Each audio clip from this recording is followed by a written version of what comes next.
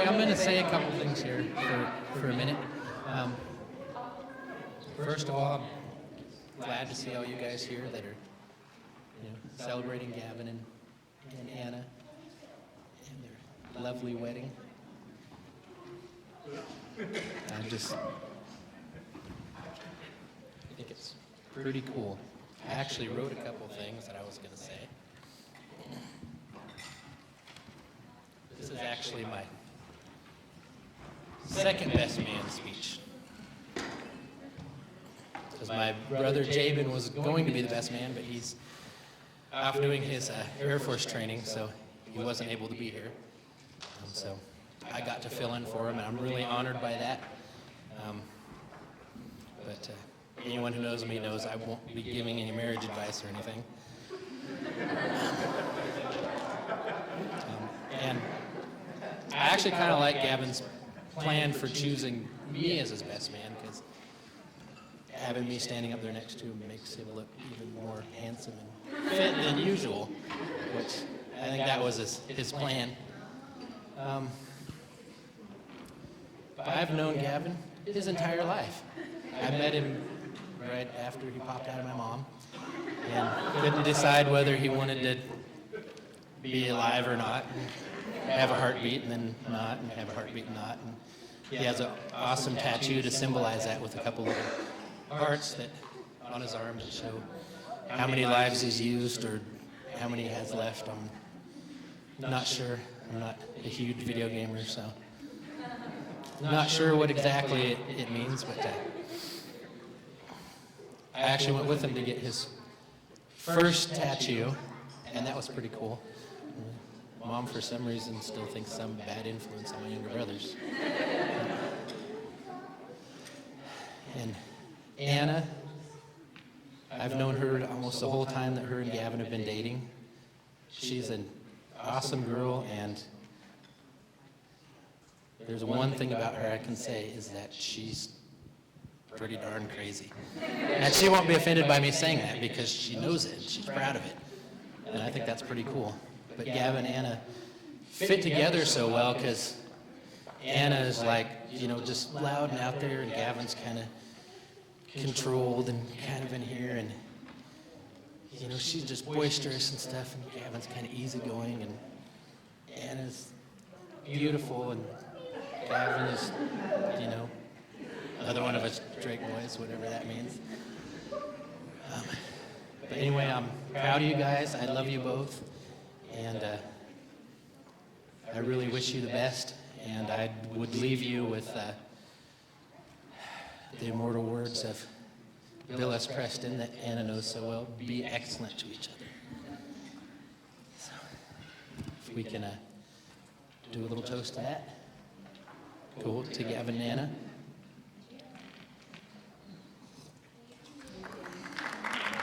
And also, if we can get the real best man out here,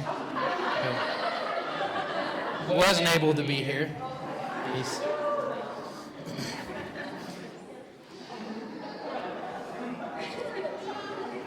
He also has a speech that came via the internet,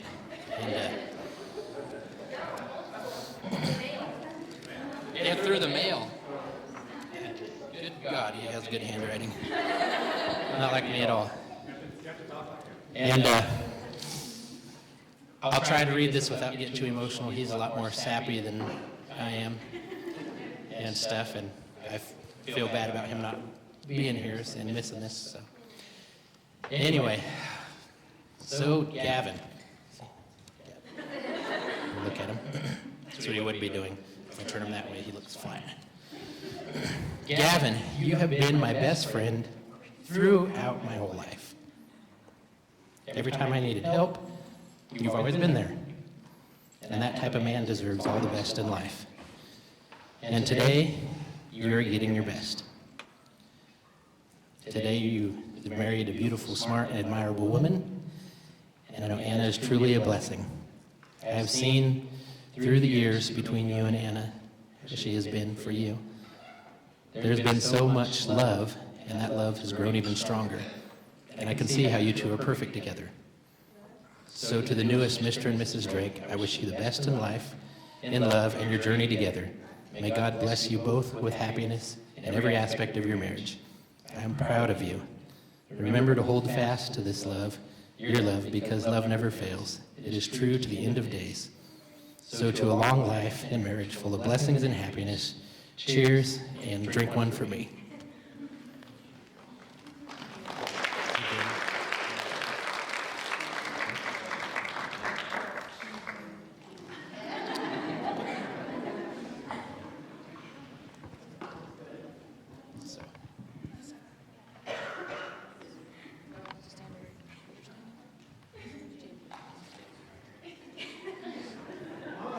Jaebyn, he goes off to military boot camp and he loses all that weight. Bella, feed him something, bend him up a little bit. So, Anna, you're so pretty. I'm glad you got married. This is my big sister Anna, in case you guys didn't know. And when we were little, Anna knew everything, you guys. I'm telling you, she knew that clouds came from factories, and she knew that if you guys look into a marble, you can see Mars, but you won't see any Martians because they're hiding because they know that the cameras are watching them. This is what Anna told me. So, Anna knows a lot, you guys. If you have anything, ask her.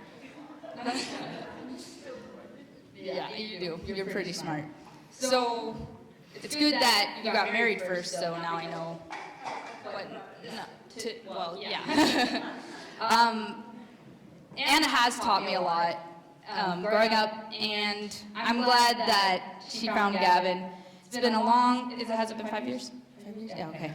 5 years.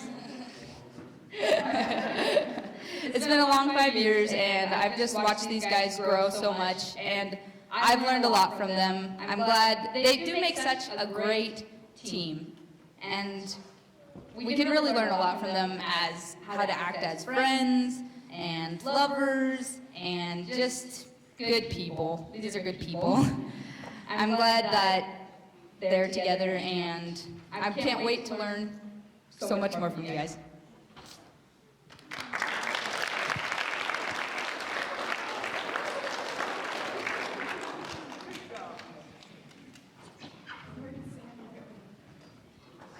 Well, good afternoon. It's a great day, and I'm glad to be here.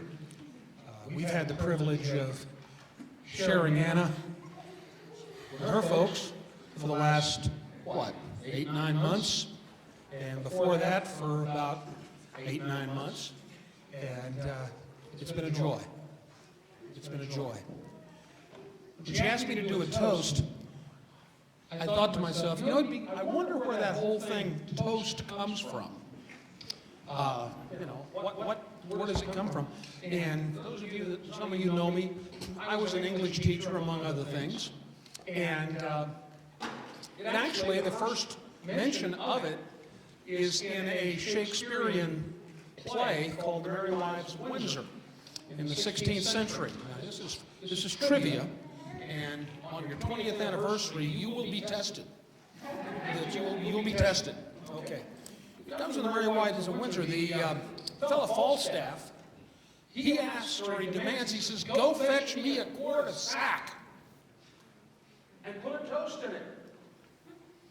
Well, what is that? Well, what's sack? Well, that's wine. In other words, he wanted a quart of wine, and I guess the custom of the day was to take a hunk of bread, toast it, drop it in your wine. And most of us would go, yuck, but it was very popular during that day. So, don't have to do that with the cheesecakes, though. Anyway, that's where the word toast comes from. And it means to celebrate. It means to show life. It means to wish well, or wish a blessing on. That's the idea. Well, I met Anna for the first time in some rather, I told you I was going to do this. I met Anna for the first time in rather interesting circumstances. My wife and I, we were working at BBC Ministries down the way as directors of Christian Ed, and Anna's family brought her in for the Awana program. And, but I can remember, if you look on your little bulletins, you see a beautiful young little girl. Well, the first time I saw that little girl was in the kitchen, similar to this one. Now, what we'd done is our staff had always gotten together and we had a pot of soup or spaghetti or something for the people that came directly from work and they didn't have time to go home and eat dinner. So we were sitting around having bowls of spaghetti or bowls of soup. And I heard this ruckus in the hallway. And guess what? It was the Wise kids. This was about, what, 1999, something like that. Anyway, we heard them. And the first little face I saw come around the door with a smile was yours. About that high. And that would be fine to stop there. But what happened was, she sat there. Mike's time. Okay. We'll wait for him to do that, but can y'all hear me? I can crank it up if I have to. Anyway, the gentleman, or rather, we were in the kitchen, and she kind of looked at the food, and she sat there and looked at it, and her brother came in, looking at it too, and I reached over and I said, honey, sweetie, do you want something to eat? Big smile on her face. Didn't know me from Adam. She'd been eating from my crock pot ever since. No. She did. She came and she started doing that. But the thing that I remember about her, and you can see it in this little picture, was the twinkle in her eye. The sense of wonder. The sense of joy that was there. Well, life happens. And Gavin, she met you. And the tough times happened with them. Tough times. And son, I want to say, you brought her sunshine. When she knew rain.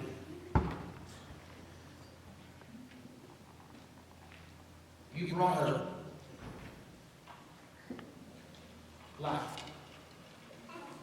When she was on the floor. Pain.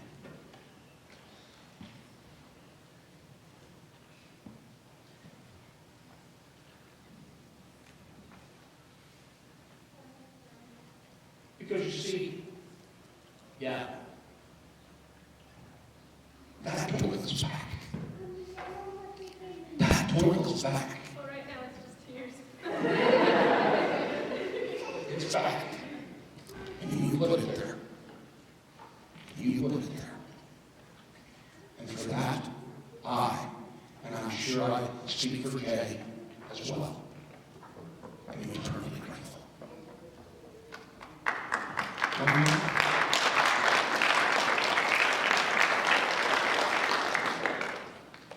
May the Lord protect and defend you. May He always keep you from shame. May you come to be in the Christian shining names. Here.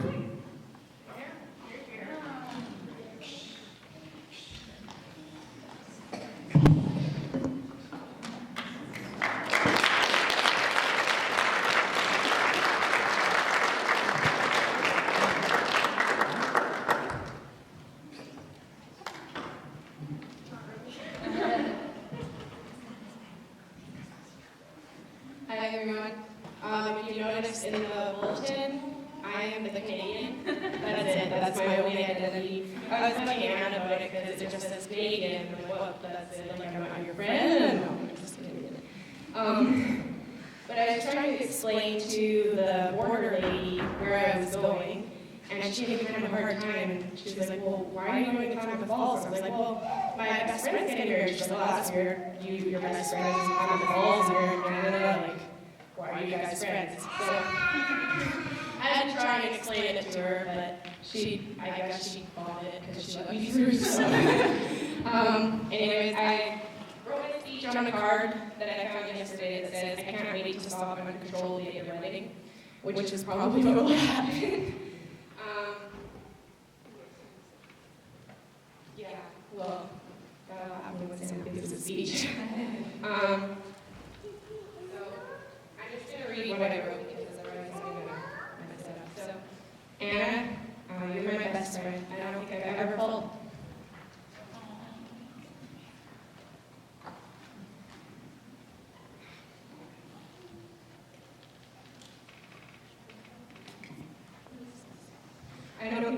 felt judged by you. You make me feel like I'm the smartest person ever. All my ideas are good when you're around. You believe in me, and I believe in you. You're so open, honest, and kind, and you'll be an amazing wife. Gavin is so lucky to have you. Like, unbelievably lucky. I think me and Amyrissa would have married you in a heartbeat. I know that God delights in you so much in all your creativity and realness, and I know that He delights in your marriage. I know you got a lot of flack for it, but I think it's worth it. Every good gift comes from the Lord, and He is with us now, singing over you too.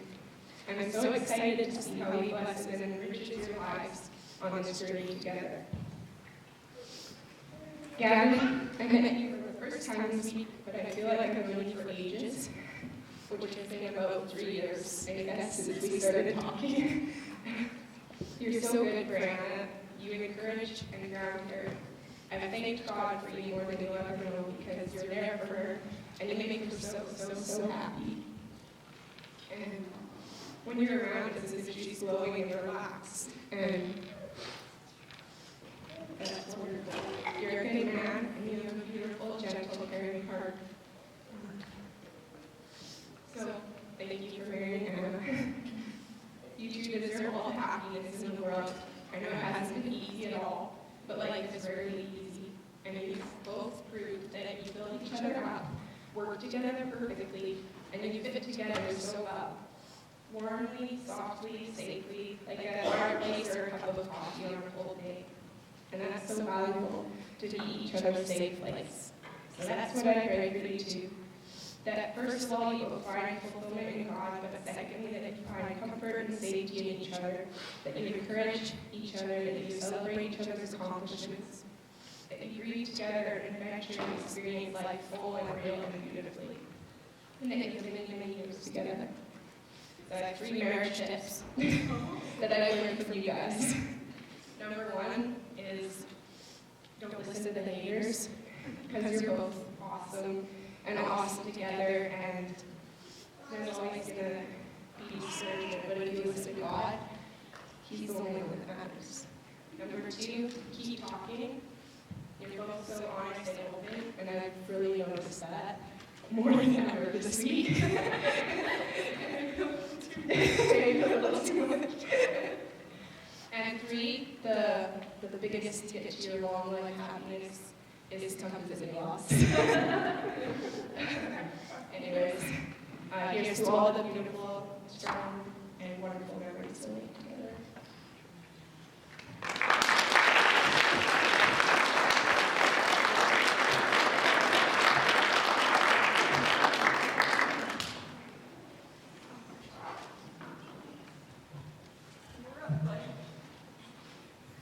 So before Sam gives his speech, I want to tell you all, Sammy called me on Thursday, and we had a rehearsal dinner on Friday. Sammy goes, Ann, am I doing anything at your wedding? Well, yeah, Sammy, you get to walk down the aisle. Oh, okay. Why, buddy? Well, I'd like to make a speech. So here's his speech that he wrote all by himself. There's Kleenex at the front.